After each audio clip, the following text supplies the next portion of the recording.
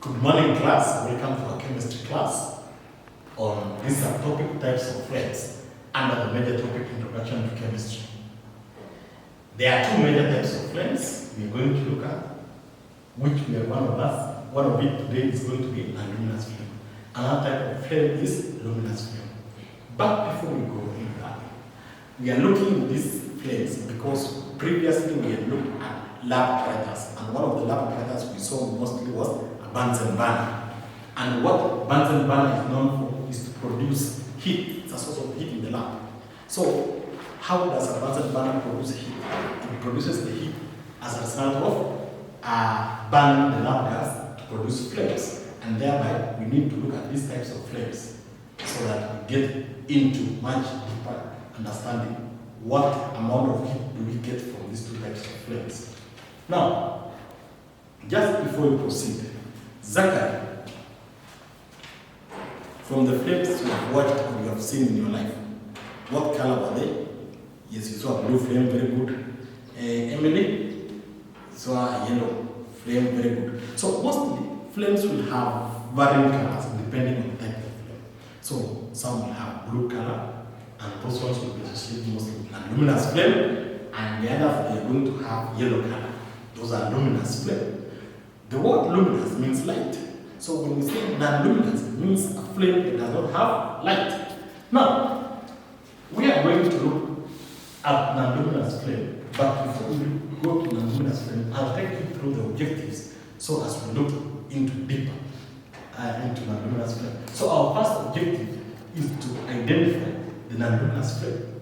Given a flame, or given when you see a flame, you should be able to tell whether it's a luminous or non-luminous flame. Number two, describe the characteristics of non-luminous flame. What features do non-luminous flame have?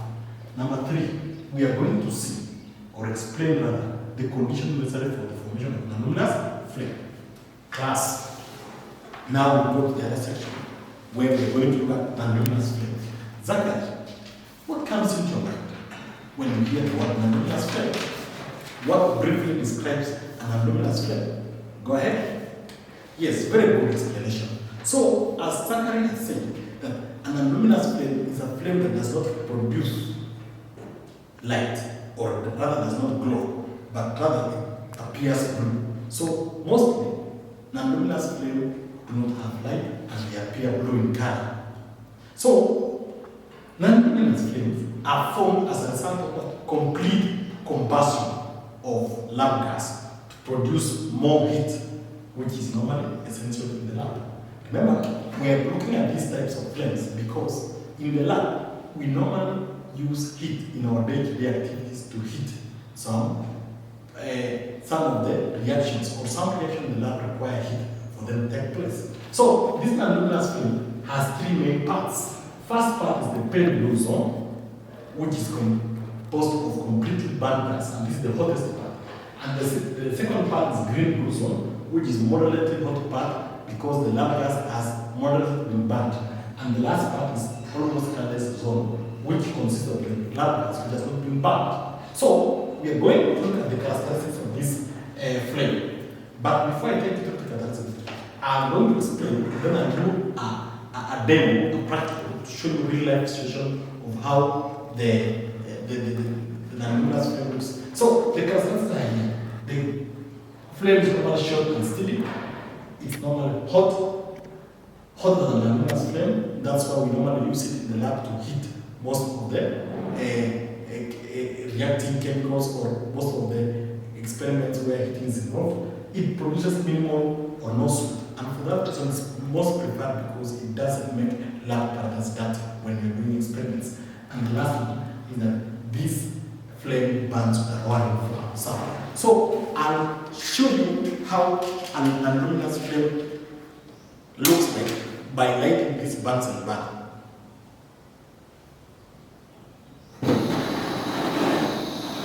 So, generally, what can you see?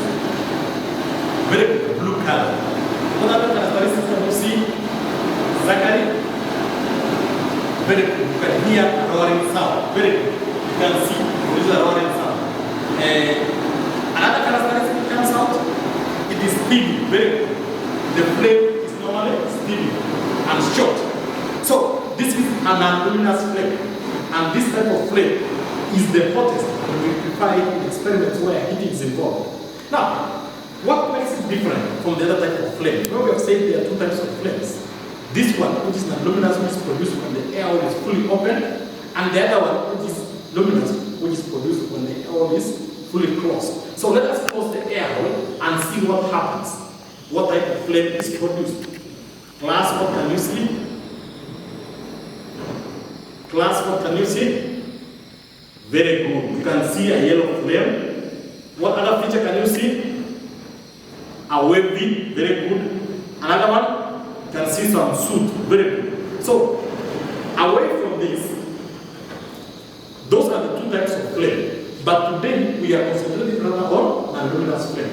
That's why I say we are going to look at it in details. So, to summarize our topic, we are going to look at the key areas which we should know at the end of this topic. So, the key thing is you should distinguish between a non-luminous flame and luminous flame.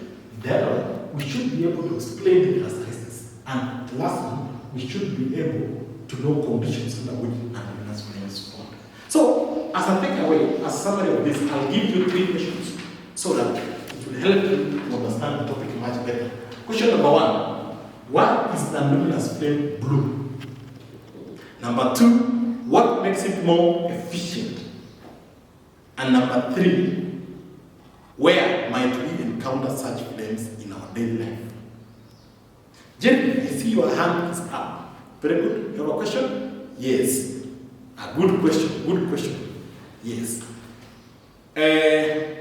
Mostly these types of flames are found like in our home. For example, the gas we normally use, the one we've said that why is the gas at home is blue? It's blue because it is a non-luminous flame. So one type of non-luminous flame which we have which Secretary has told us is what?